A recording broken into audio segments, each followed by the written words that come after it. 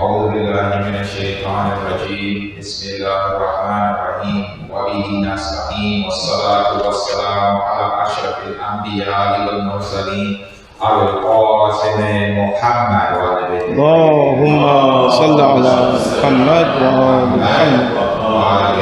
Muhammad. First of all, I want to thank all the brothers and sisters who made it through the tough traffic that we had, and all the brothers and sisters who made the contributions that were needed to get us together in this place so that we can have these programs, and that we want to make sure that every single part of the world has the remembrance of the Ahlul Bayt in it. So please give a loud salawat. Allahumma salli ala Muhammad wa ala Muhammad. So next week is going to be the blessed birthday of Imam Al-Baqir alayhi salam. Allahumma salli ala Muhammad wa ala Muhammad. And it's very important for us to try to keep alive all of these memories, but it's also very important for us to get a historical context of what was going on at the time of the Imam. Because a lot of times we know the general story. There was an Imam, he was knowledgeable, he was kind, he was wise. The tyrant at the time assassinated him. I mean, the story repeats itself. But a lot of times what's lost on us is the specific lesson that we can learn from that particular Imam and his time. Because none of the Imams had identical stories. So the lessons that, even though the character of the Imam stays the same, but it allows us to observe how does a person who is perfect behave at this particular time, in these particular circumstances. So therefore it's an example to us. So we have, let's say, the example of Amir al-Mu'mineen. His example is not the same as when you look at it from a ways back. It's not the same as, let's say, a different Imam Sadiq, for instance. That the conditions and the politics and the people were at a different stage in their development. So the Imam was the same. The Imam was perfect. But the condition of the people was different in the times of the different Imam. So how does a perfect person interact with the people at that time? And then how do we, and remember, we have to reflect those actions. And we will be in changing times and in changing places. And then we're also having to do that. And how does the time of that Imam reflect upon us now? And then what is our duty to our Imam, who is a perfect person? And what does he need from us now? We have to draw all of those things from the lives of the Imams and the Prophets that we have before us.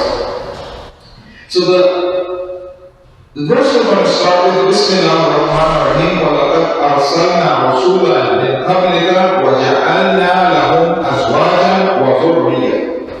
And we sent, and surely we sent prophets before you, and we gave them wives and children. Now, one of the things that is lost upon the other schools of thought, which is particular with us, is that the children and family of the prophets before carried on the message of those prophets. It's easy to miss this point, but it is the most, I think, important point of the prophet's lives.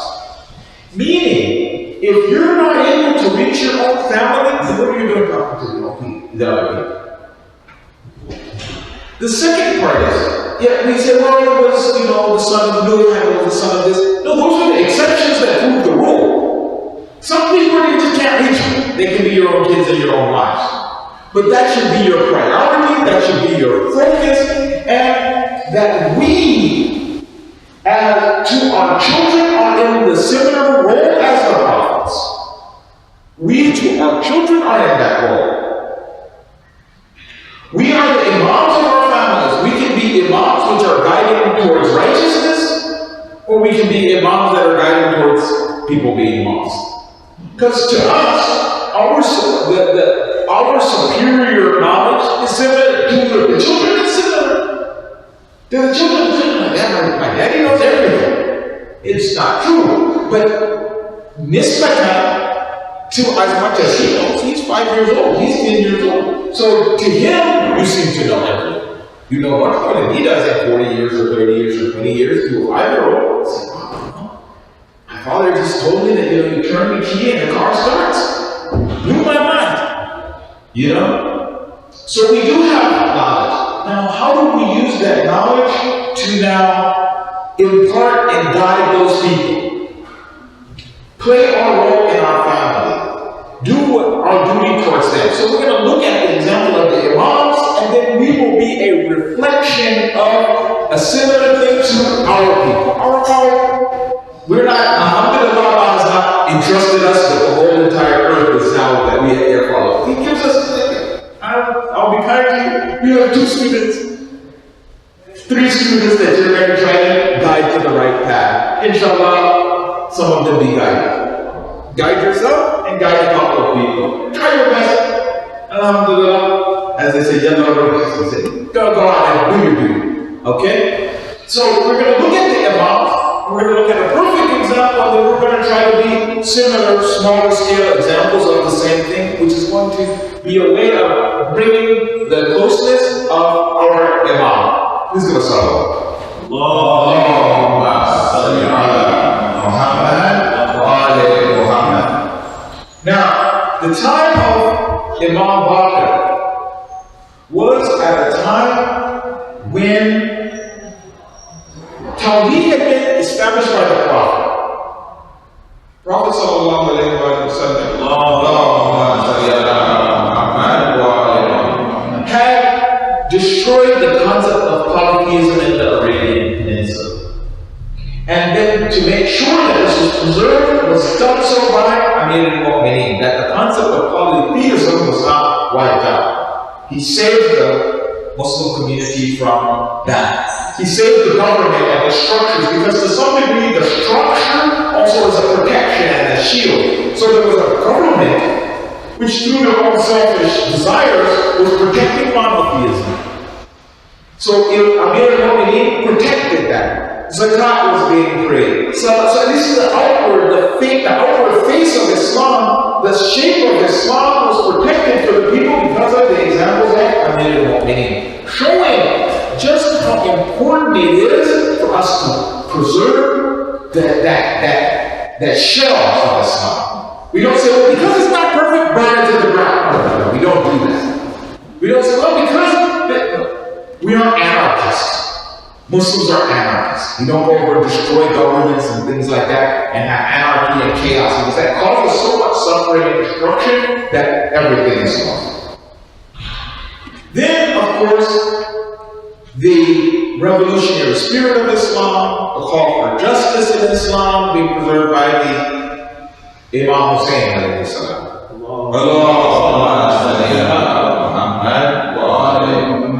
The spirituality of Islam being preserved by Imam Zain al-Abidin alayhi salam. So now we move now to these points.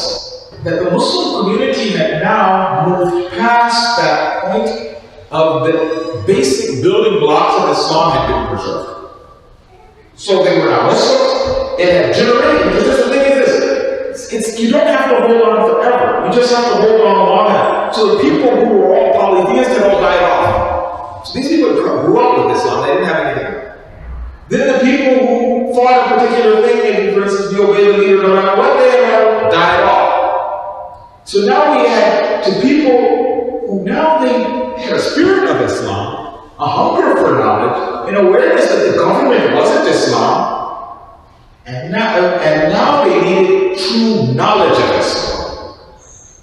Because in the situation we have to look, the Ahlul Bayt were not on the minbars. Who did they have? On the pulpit had not been the Ahlul Bayt.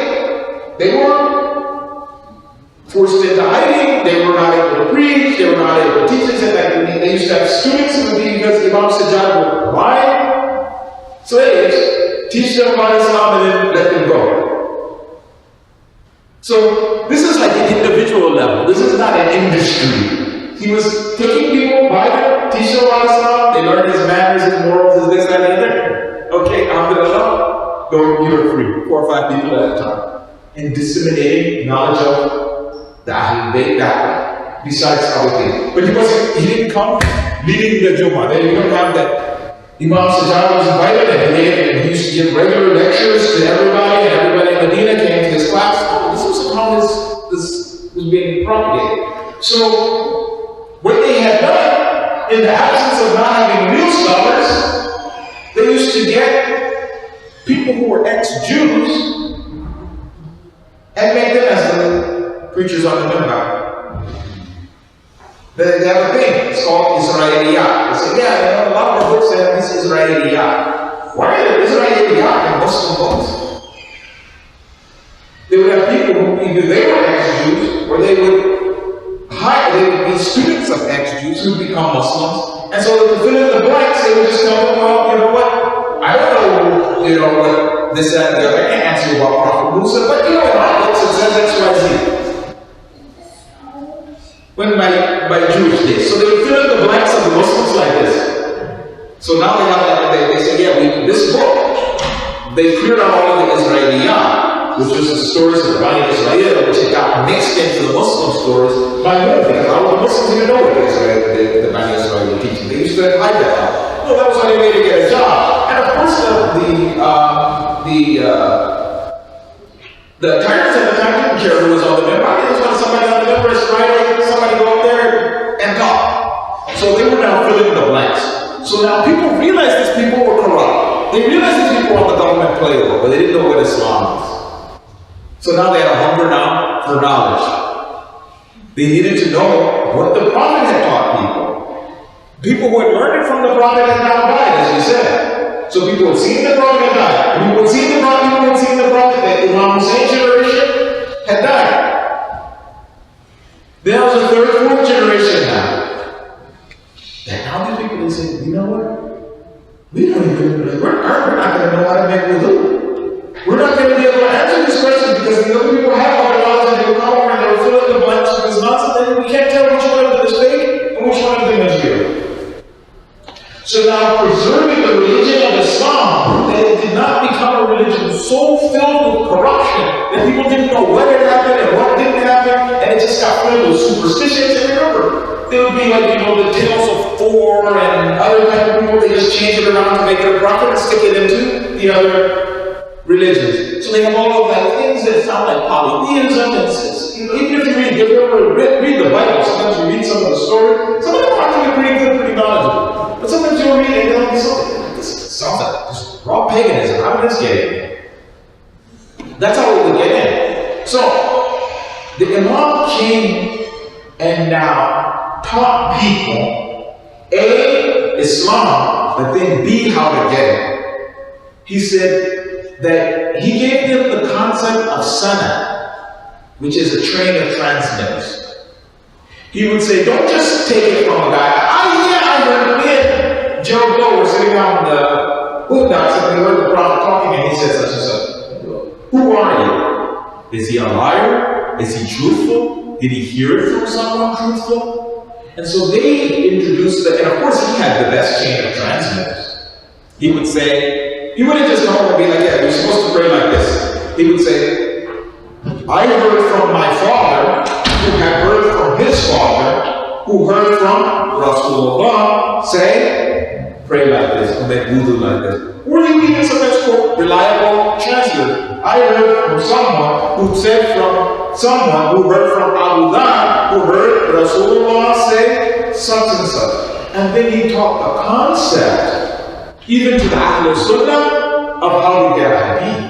Because they were lost too. They didn't have experience with other religions. They were coming from paganism, so it wasn't like they had a lot of experience. So now they had a concept of, oh, this is how we can get knowledge. This is how we can distinguish. Some dude went up on the member, I heard him ranting and raving for an hour, I don't really know what was what. No. Who is he, first of all? Is he an honest person? He said, oh, didn't think about that.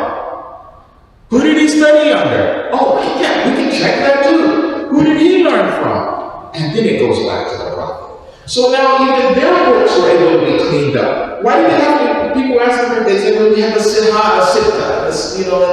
the two books of Bukhari and Muslim, the two Sahih books and 6 Sahih books. Why do they have Sahih books? Why don't they just have all books? Because they had to throw out half of what was there. And they learned this concept from the Al-Baqir. Please give us a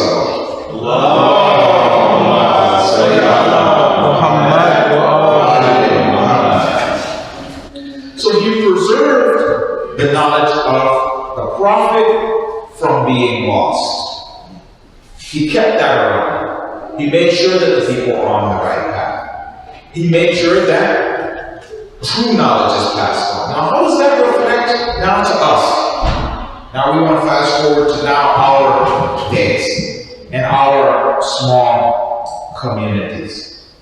We just 2 people, 3 people, 4 people, maybe some of them don't have kids, so it's just you're a prophet for yourself at this point.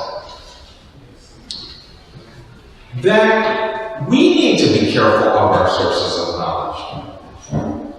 One of the things which we saw, which was a real plague upon the Muslims when I was younger, the Muslims had lost confidence in their own knowledge and started to get the knowledge of the foreign countries. They said that they did not study in Harvard or they did not study in, England or whatever, then this Eastern knowledge was worthless.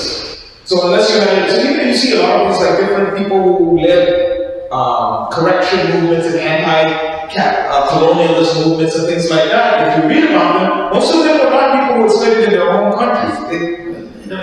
Or anything. They had to have studied Gandhi or whatever, would have studied in England and then come back and try to lead his own people.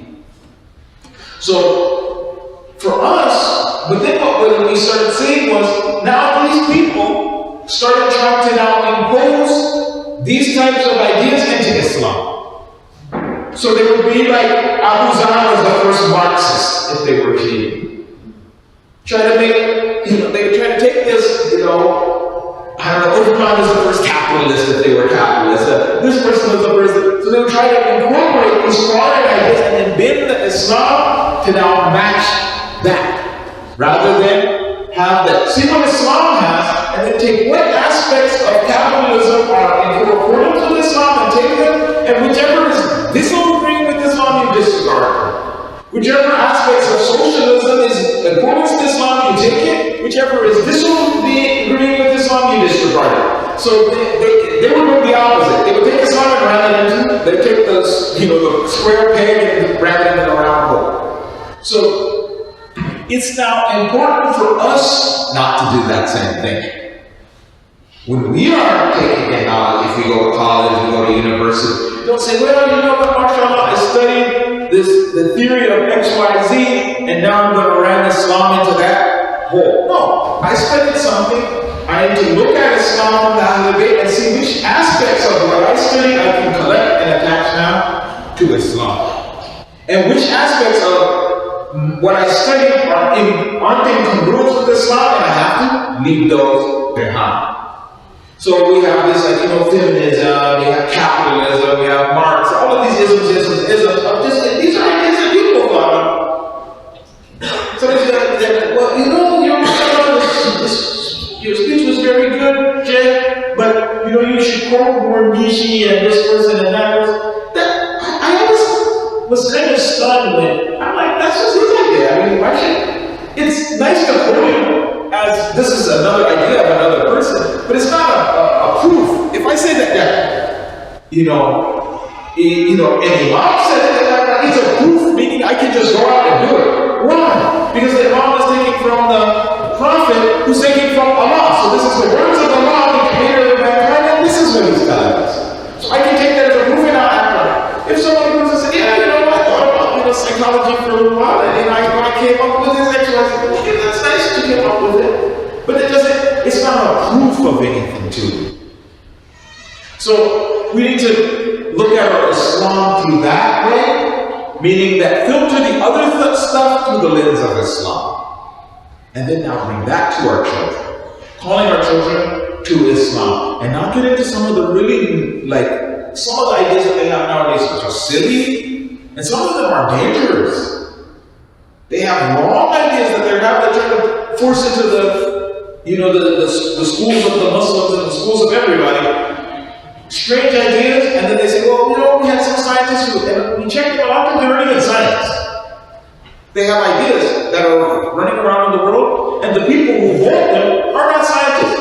That's not their study, that's not even their field. They go over and comment on that, and then try to impose it on the rest of the people of Earth. You know, the gender studies and things like that, 78 genders and 79. Where are you coming up with these things? They just made it up. He's walking down the street, that's it. Not based on science, not based on reality, not based on anything, definitely not based on what Allah has revealed. So now when we're going to try to call our children, call ourselves to the path of Allah, we have to remember this.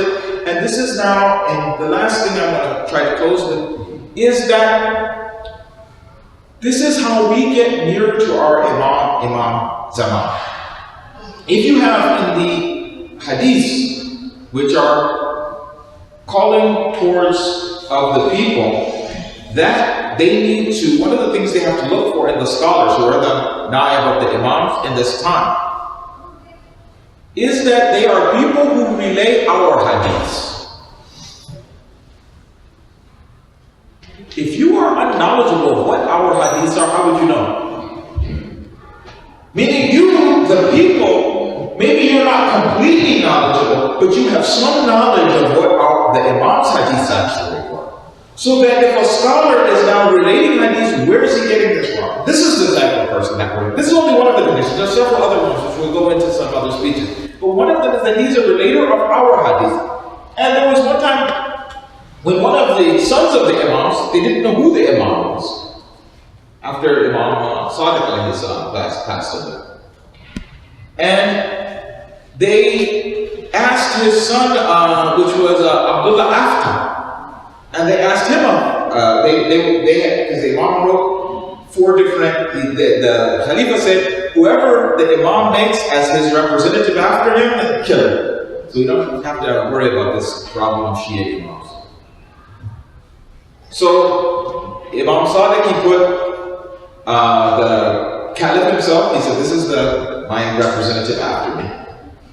Then the person who was in charge of killing him, which is the Wali of Medina, said, this is my representative after me. And he said, Abdullah after, and he said, Musa al-Qadhi. So the person said, well, I can't kill, Harun Rashid, whichever one of them is. I can't kill myself. And he's like, I can't just run around not murdering people left and right. So he's like, he didn't know who it was. So the Khalifa was like, well, forget about it. We'll figure it somehow. But the Shias themselves were confused. So they said, well, he left it to Abdullah after, and he left it to Musa al-Qadhi. So they went to Abdullah after, they said, are you the Imam? He said, yes, I am the Imam. MashaAllah, alhamdulillah, by the grace of Allah. Now I'm the Imam.